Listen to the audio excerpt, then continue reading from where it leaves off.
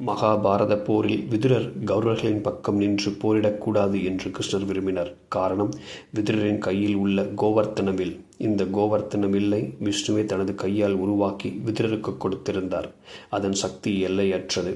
ஆகவே கிருஷ்ணர் விதுரர் பங்கேற்பதையும் இந்த வில் அவர் கையில் இருந்து மற்றவர்களுக்கு செல்வதையும் விரும்பவில்லை.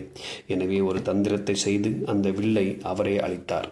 பாண்டவர்கள் 12 ஆண்டுகள் வனவாசம் மற்றும் 1 ஆண்டு அஞ்ஞான வாசம், அதாவது தலைமறைவு வாழ்க்கையை வெற்றிகரமாக முடித்துவிட்டு தங்களது நாட்டை உரிமை கோரி துரியோதனிடம் தூதுவராக கிருஷ்ணனை அனுப்பினார்கள். கிருஷ்ணனுக்கு நன்கு தெரியும் துரியோதனன் சமாதான பேச்சுக்கு செவி கொடுக்க மாட்டான், அவன் போரை மட்டுமே விரும்புவான் என்று. இருந்தும் தர்மத்தின் வார்த்தைக்காக துரியோதனிடம் தூது சென்றார் கிருஷ்ணர். துரியோதனனோ 5 கிராமங்கள் என்ன, 5 ஊசி முனை அளவு இடம் கூட தர முடியாது, போர் ஒன்றுதான் வழி என்றான். கிருஷ்ணன், போர் உண்டால் நிச்சயம் விதுரர் அஸ்தினாபுரத்தின் மீதுள்ள பற்றால் நிச்சயம் கௌரவர்களுக்கு சாதகமாக போரிட நேரிடும்.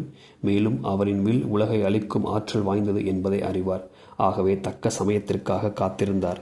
அந்த சமயத்தில் கிருஷ்ணன், தான் செல்கிறேன், போர்தான் அனைவரின் விருப்பம் என்று பாண்டவர்களிடம் கூறிவிடுகிறேன் என்று கூறி எழுந்து செல்ல முற்பட்டார்.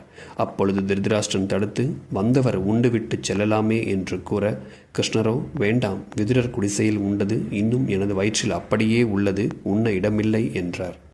எதிரின் தூதுவராக வந்தவருக்கு விருந்து கொடுப்பதா என கோபம் கொண்ட துரியோதனன், விதுரரிடம், தாசி வயிற்றில் பிறந்தவர்தானே, உங்களது புக்தியும் அப்படித்தான் இருக்கும், அஸ்தினாபுரத்தின் எதிரிகளுக்கு விருந்து உபதேசமா என்றான்.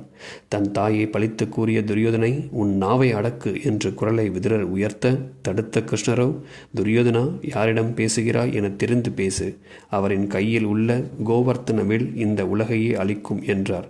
உடனே விதுரரோ, தக்க சமயத்தில் நினைவு கூர்ந்தாய் கிருஷ்ணா, என் வில் இந்த மூடனுக்கு பயன்படக்கூடாது என்று கூறி அவர் அதை 2ஆக முறித்து எறிந்தார்.